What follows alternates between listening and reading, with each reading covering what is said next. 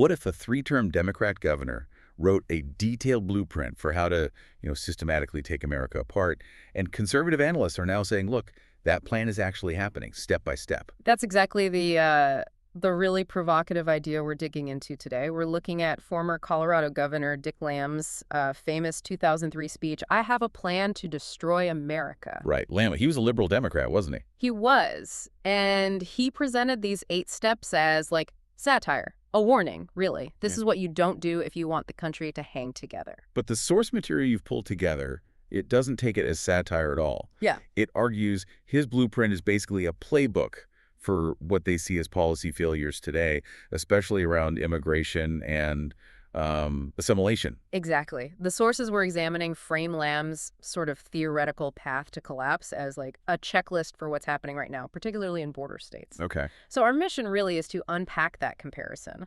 First, look at the steps Lamb laid out, ideologically speaking. And then connect those ideas to the alarming realities and costs reported in the sources. Right. The human cost, the financial burden, all of it. Okay, let's unpack this. Before we dive into the pretty staggering numbers cited later, what were the core ideas, the steps Lamb laid out to, engineer this collapse? So Lamb built his plan around undermining unity, replacing it with antagonism, really. Okay. He started with language and culture. Point 1 was pretty direct. Make America a bilingual or bicultural country. Why did he see that as destructive? Well, Lamb warned that, historically, no nation really survives the tension of 2 competing languages, 2 cultures vying for dominance. He thought being bilingual for a whole society was a curse if it stopped a single national language from uniting people. That feels like a direct hit on the whole melting pot idea. It is, and that ties right into his 3rd step. Reject unity. Replace the melting pot with the salad bowl. The salad bowl metaphor, where everything stays separate. Exactly. Encourage subgroups to focus on their differences, not what they have in common. The end game, he argued, was fracture. Maybe even turning the U.S. into something like a Hispanic Quebec, as he put it. Okay, so reject unity, emphasize differences. Then what?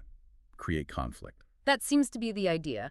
Points 2 and 4 were about basically institutionalizing division and grievance. How so? Point 2 was invent multiculturalism and the cult of victimology. You insist all cultures are equal, fine, but then you also claim that, say, high dropout rates for certain groups are only because of prejudice from the majority. No other factors allowed. Right, and point 4 sounds like it locks that in, making failure permanent. That's how the sources interpret it. Point 4 was actively work to create an underclass. How would you even do that? The key, Lamb suggested, was ensuring the fastest growing group is also the least educated.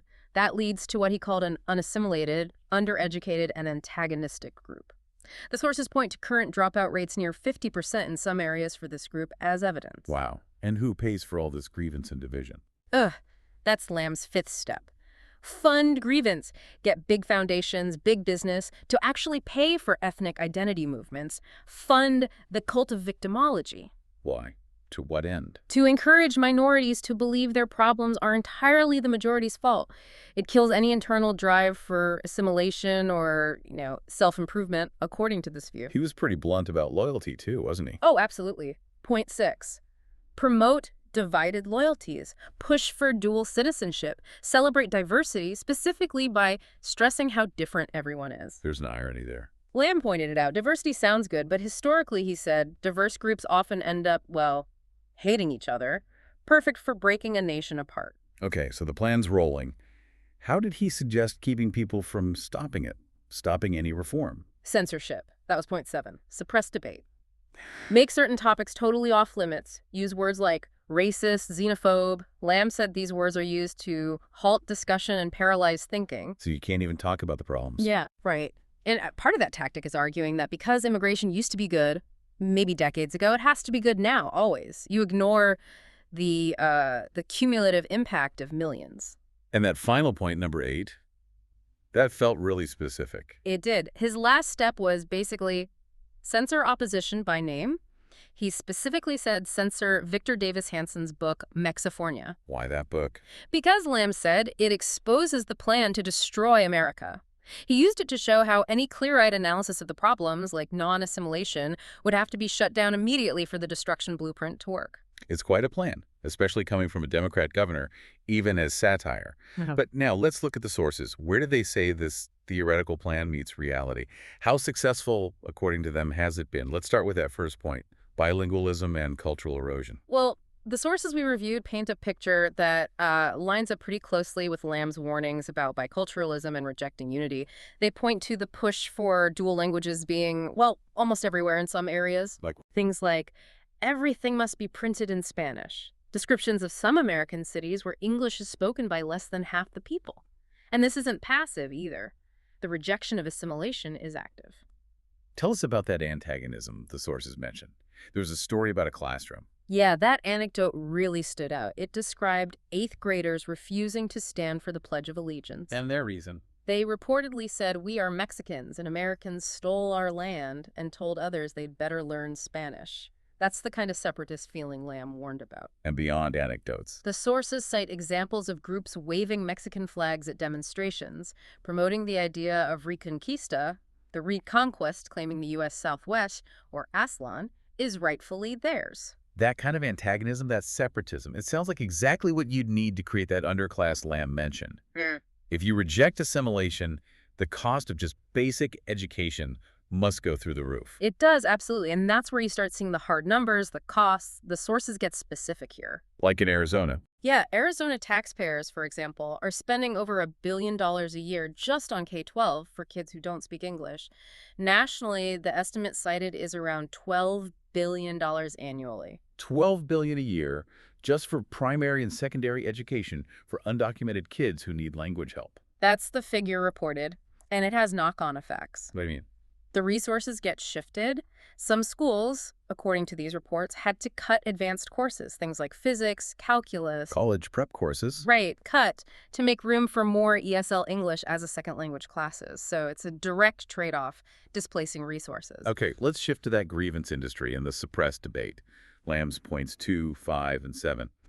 How is that mechanism playing out? Using labels to shut down discussion. The sources argue it's leading to political paralysis. Just as Lamb predicted, anyone arguing for stricter enforcement often gets hit with labels like racist or xenophobe. And the effect. It shuts down rational debate, the sources say. It paralyzes thinking, which protects that whole grievance industry. Are there specific organizations named? Yes, groups like Mecca are highlighted. They're described as promoting a narrative of a brutal gringo invasion, claiming all Hispanics are victims. And their goal. The sources state Mecca's ultimate ideology is the liberation of Aslan. And disturbingly, they even mention finding quotes in Mecca literature allegedly calling for the execution of white males over age 16 after liberation. That's intense. Really shows that division Lamb talked about. Exactly. That level of antagonism, that's what he said was needed. Now, all this division, the analysis argues, gets worse because of a breakdown in the rule of law. If Lamb wanted to make enforcement impossible, how's that going? Well, the sources are pretty blunt. They say the government has failed, period. They push back hard against the idea that just being here illegally isn't a crime. How so? They argue unsanctioned entry is a crime, and that states actually have the authority, even the duty, to enforce immigration laws when the federal government doesn't. And this failure to enforce, it has a real cost in safety. According to the data presented, yes. The analysis claims illegal immigrants have a crime rate 2.5 times higher than legal residents or citizens. And the cost to taxpayers just for locking them up. It's estimated at $3 million every single day, just to incarcerate undocumented immigrants, who apparently make up about 30% of all federal prisoners. That's a huge percentage. 30%? Wow. Yeah. And this is where we get to the tragic human cost. The sources list specific names, specific incidents. American citizens, police officers, killed or severely injured by undocumented individuals.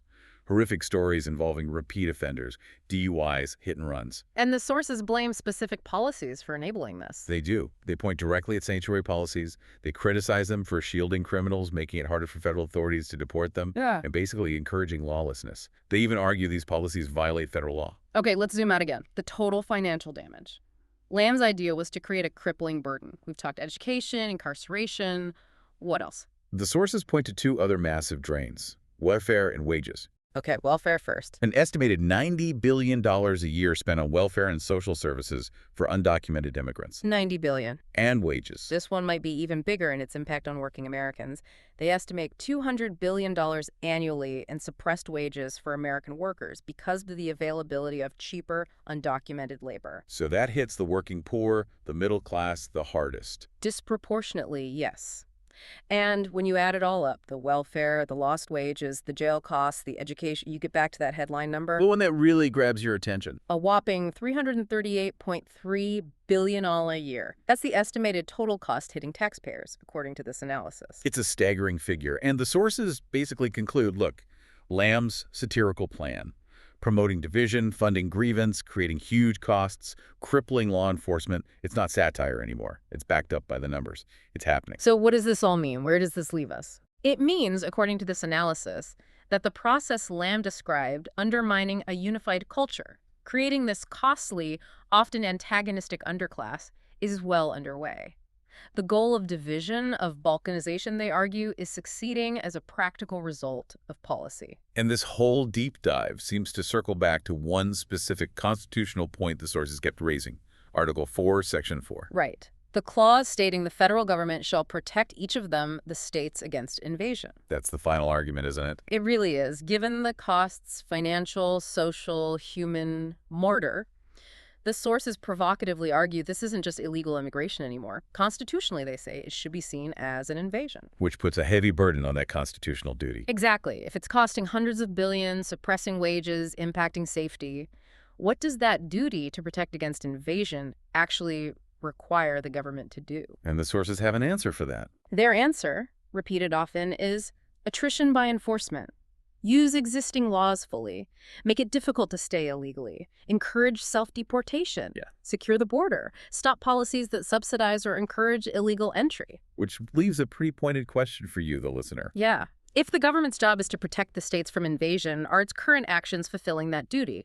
Or, as these sources argue, are they actually violating that core constitutional responsibility? Something to think about.